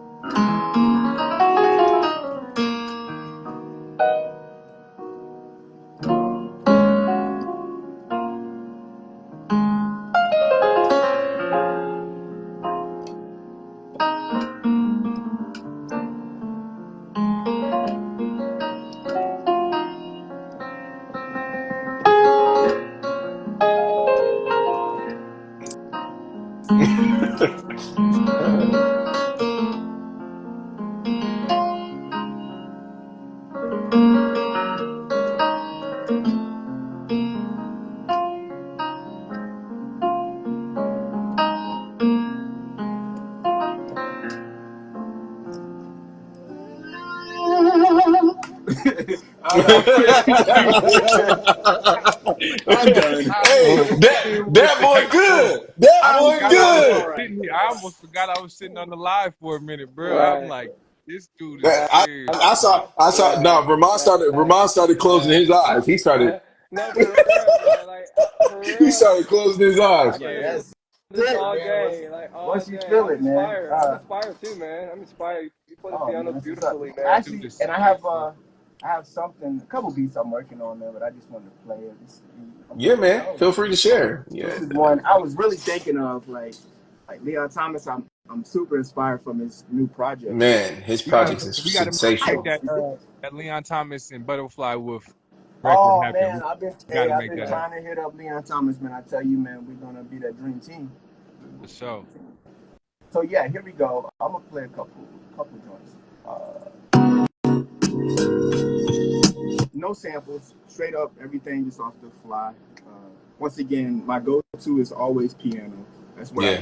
that's where I'm like, Yeah. okay, I got a melody in my head, I gotta put it out, and then I just build everything else around it. So anyway, some I was Yeah. thinking for like Larry June, Currency, Mm-hmm. who else? Alchemist, like those kind of.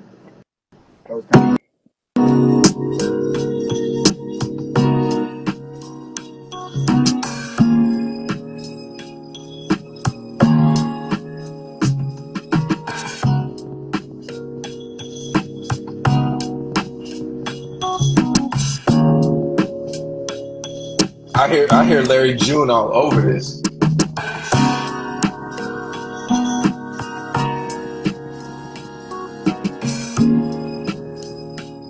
This is a real deal. Mm.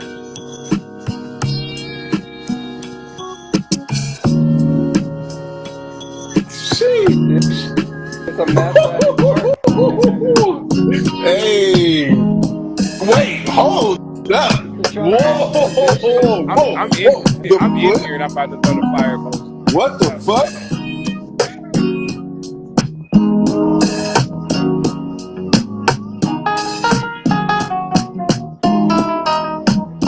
Okay.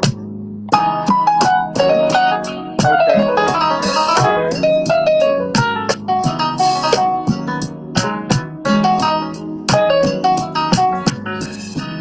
Nah, he out here today.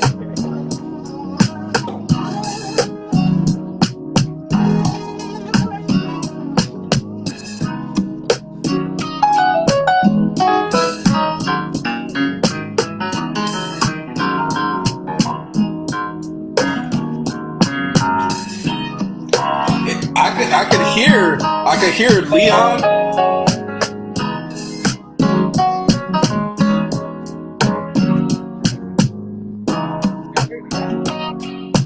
That's really my whole like setup is just like.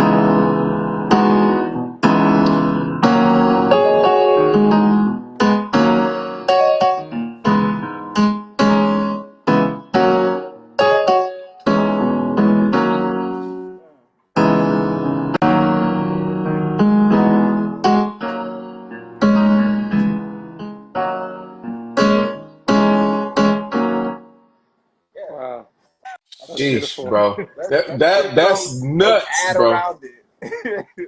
Yeah, What you were just playing. What I don't know if if it was a beat switch or if you switched to a different project. Yeah, But yeah. yeah. So Um, it's That really was my go sensational. That was to every amazing. time is just coming up bro, Yeah. with the melody that and then building around that. So yeah, bro, and that's that just a couple beats I recently worked on. Um, yeah, that shit is sensational, bro. yeah. Sensational. Can we And do it, one? Can we do one last thing before you get you to go, bro? Yes, sir. Yes, sir. I need you to play one. I need you to play. Can you play the chords on Already Best Friends Oh live? Can we get you yeah, to yeah, do yeah, that? yeah, yeah, yeah, yeah, yeah, yeah. Yeah, for sure. See if I can remember it.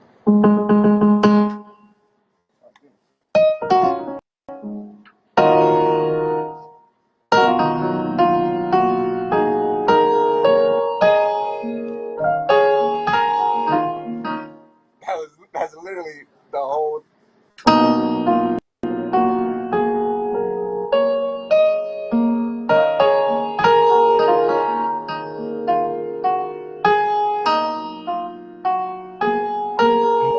Got a preference, set the note down and I asked a few questions. Met last week and they are already best friends, already best friends. Met last week and they already best friends, already best friends.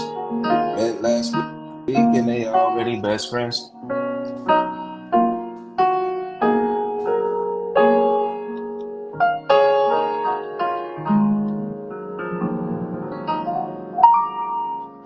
Come on, that's That's amazing. it. oh, Hey, Fire. hey, you Sensational. killed it, bro. You killed it. Sensational, bro. That was Sensational. beautiful. ladies That's and just how it feels out, gentlemen, Bro. bro. Butterfly Wolf, man. Nah, Bro, Grammy nominated. Grammy nominated Grammy Butterfly Wolf. nominated, man. nah, That's what I'm saying. Don't Look, forget, put some respect yeah, on his name. nah, I'm not Oh man, I'm not the he best plays so musician. I'm not the effortless best though. It's like producer or so anything. But effortless, man. I Like, like to capture the feeling. I like to capture like the groove. That's really the you know what I'm saying. That's the segue I think, and I can only get better if I'm more right, intentional and aligned, and I'm able to read the room. You know what I'm Hmm. saying, right, and kind of be as diversify my portfolio. So right. with that being said, shout out to Sebastian Michael. We just he dropped the project this year. I think he just dropped some with Rhapsody too. he's But I would like to get he's something with crazy. Rhapsody. He's Super one of dope. them ones. Right. Yeah, Party Next Door, Duran Bernard. Yeah, so yeah, I just like to be in those rooms where I can be musical. I think that's Right. Fire. Fire. Man. makes it all we like those rooms too, because goddamn. Yeah. absolutely. That's and this Yeah. is why we're having these Right. conversations. Yeah, man. What are you working on as far as what I'm saying? Your music in particular. Anyone, everybody here. What Cooney. what projects y'all like to work on? What, what I'm saying? What y'all got Yeah. tapped in? You Ramond? play some Ramond? beats. Play All something. Play something. Yeah. right, hold up, hold up, hold up, hold Go up. ahead. Hold Okay, go up. ahead. Hold up. Break the fire, Z. Let Break me the see. fire. We Let here. me see. This is something I literally just cooked this up. Hold up. See if y'all can hear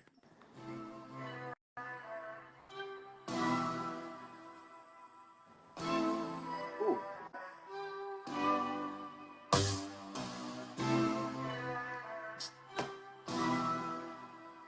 Okay, Z. Let's do a little freestyle with the BZ.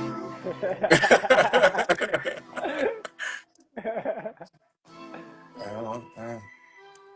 Oh yeah. Oh yeah. Dun, dun, dun, dun, dun.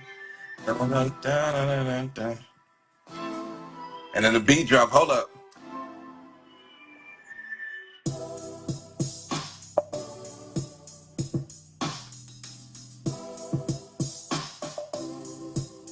Oh, y'all came to cook Wow. tonight. I Wow. see. Y'all brought the heat tonight. I see.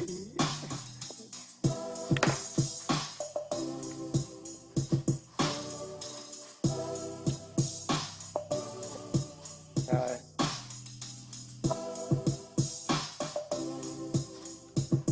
Sounds like kind of Janae Aiko, Audrey Nunez. Here, like it's like experimental rap, like dark ambient stuff, live, but it feels live. Nice. Okay.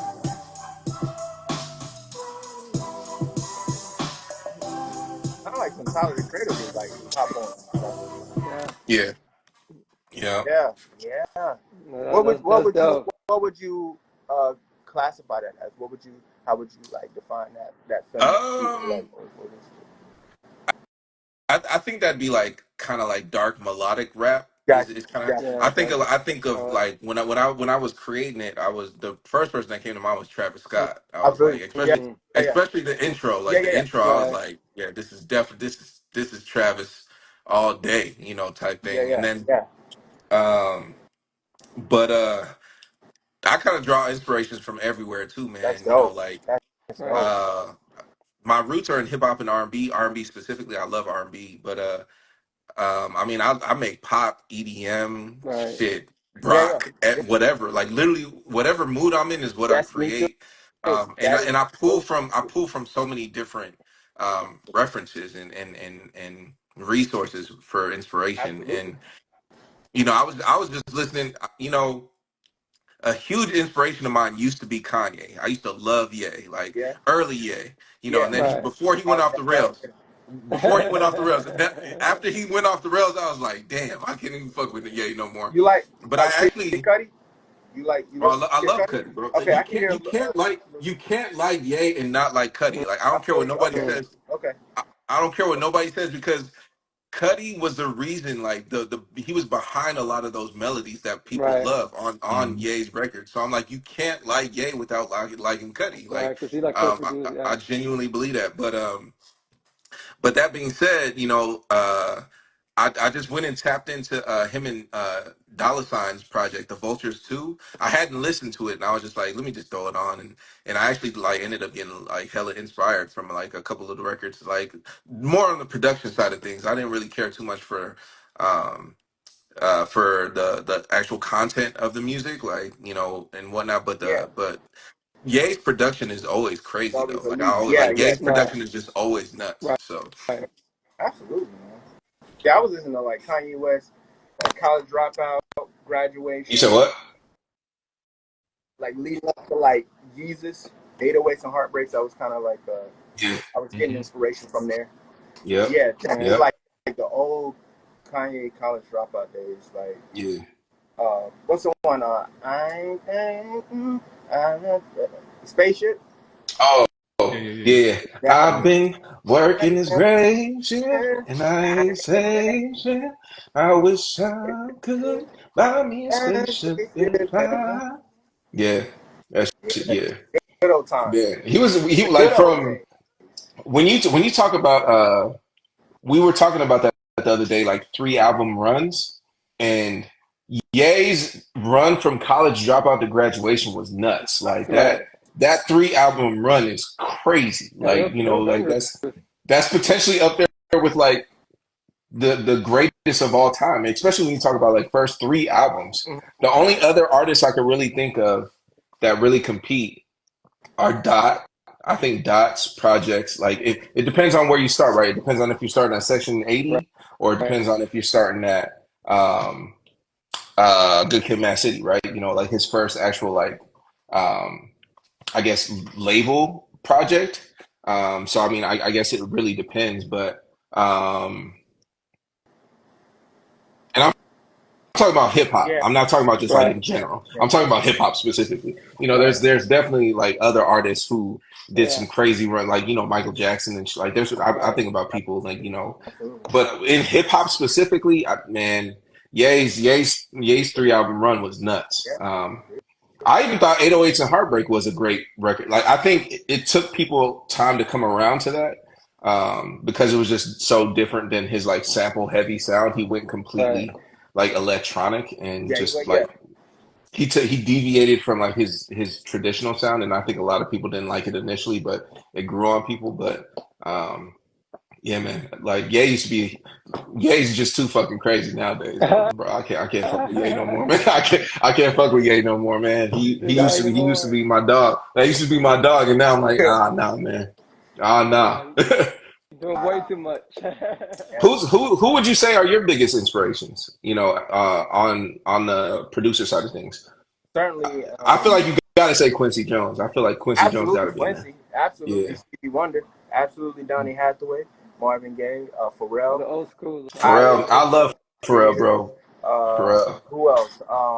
Q-Tip, Tribe Called Quest, Right. Hmm. Alchemist, um, Yep. Yep. Adlib, Jay Dilla, Mm-hmm. Kashif in the '80s. Kashif was Mm. crazy. Um, who else? Uh,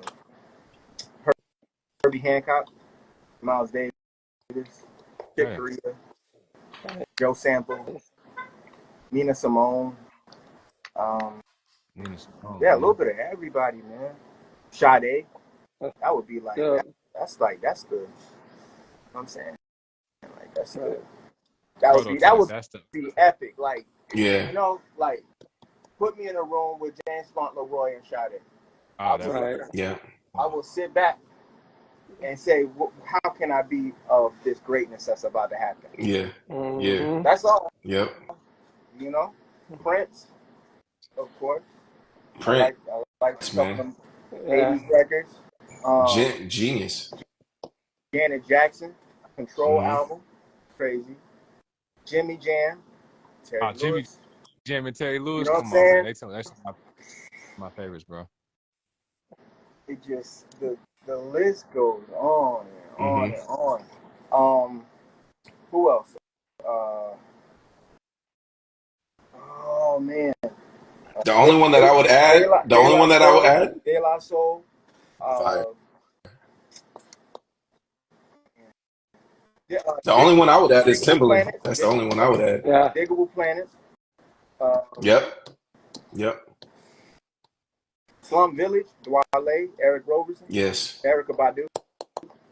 Hmm. Nice. Like that's Chris Brown. Ninth Chris Wonder. Brown, Yeah. of course, Very much like the Ninth oldies Wonder. Yeah. back in the early Right. 2000s stuff. Right. Anne-Marie. Anne Marie. Anne-Marie.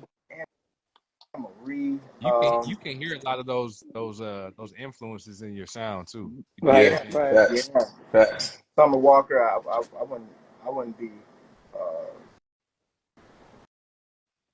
wouldn't be hurt if we get a record with her. That'd be dope. I don't That care. would be Summer Walker's all right with me.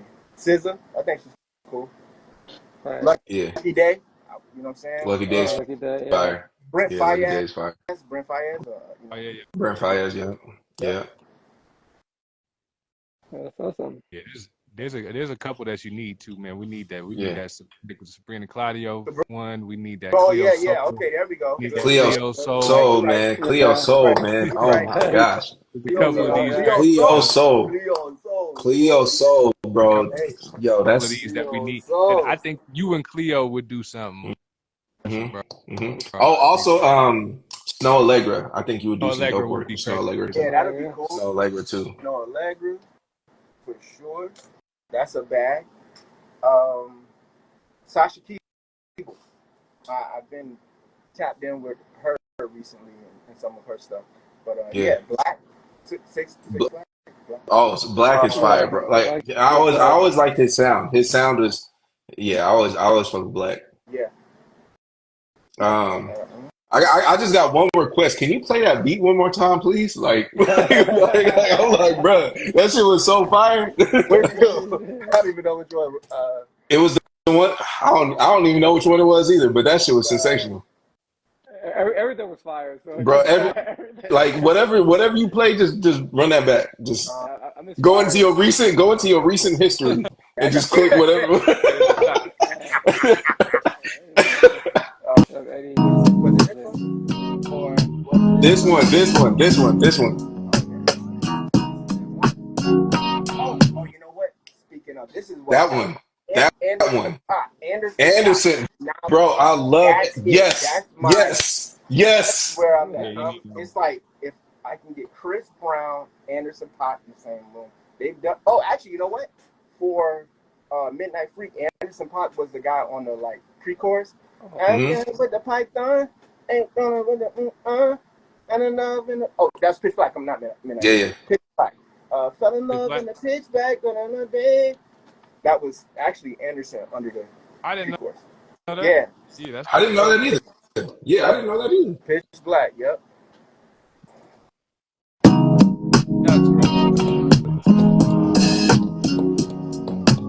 I gave you flat on this, Ramond. Bro, yes.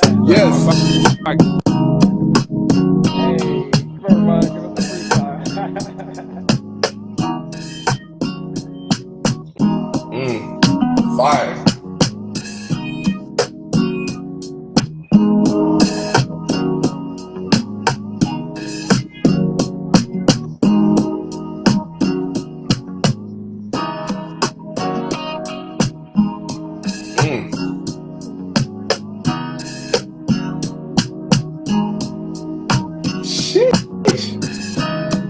I can listen to this all day, bro. Bro, all day. I could clean to this. I could cook to this. I could be working out to this shit. Like, hey. It's just so relaxing, you know? Pretty dope. It puts you in a good mood, good vibe.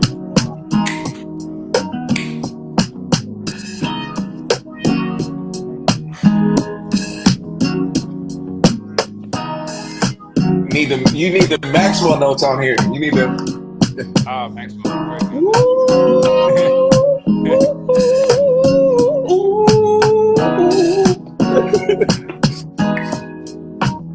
Like I'm thinking like Ari Lennox. I'm feeling like that kind of vibe, you know. Fire, bro. No, Thomas though would this. I hear like yeah, bro. That shit is crazy, bro. I got one right here. Yeah, it's been more in like a 60s kind of bag. Yeah, I could tell, bro. Phonics, a lot of stylistics, you know, Temptations, that kind of place where I'm at. That already sounded fire. Hey. Ooh.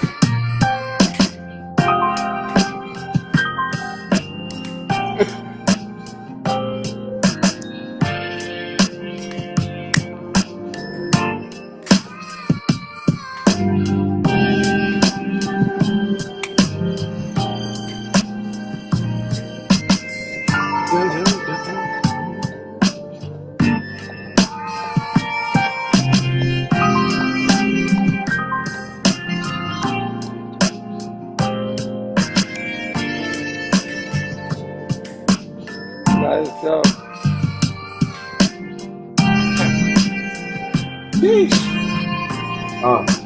Switch it up right here.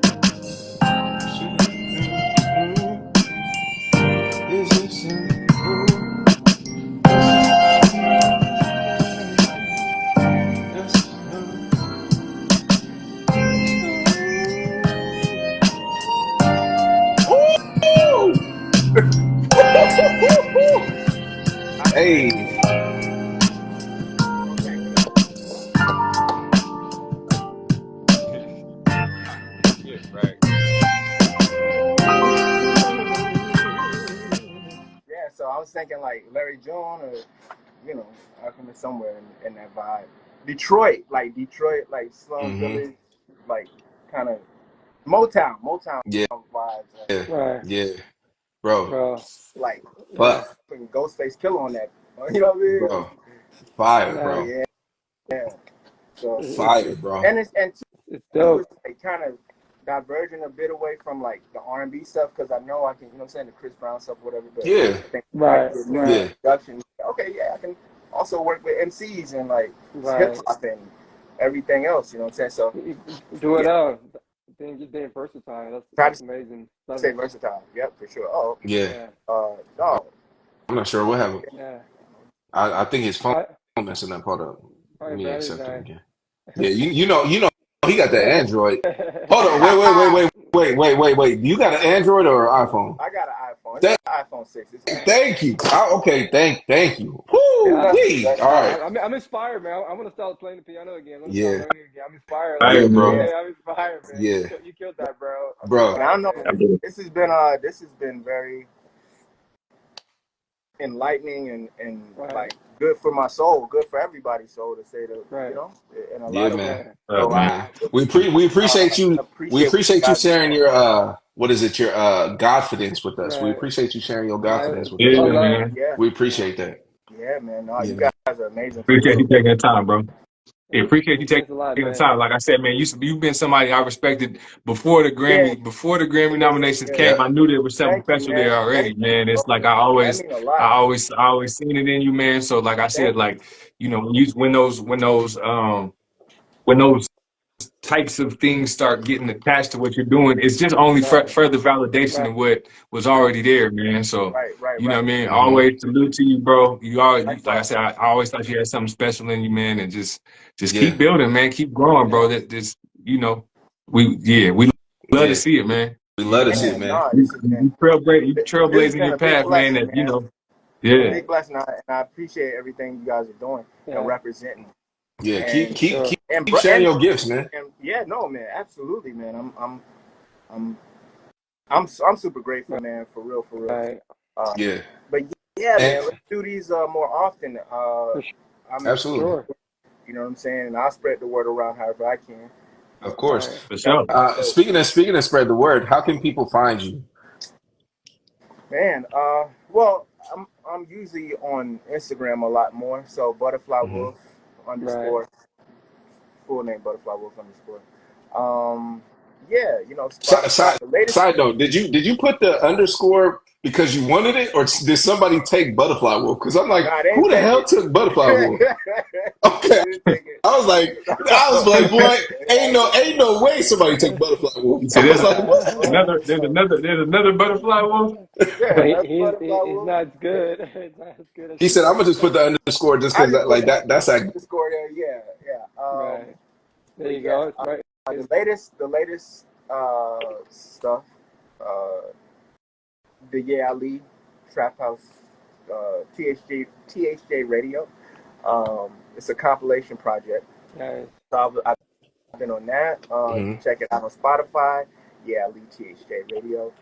Party Next Door. Cheers.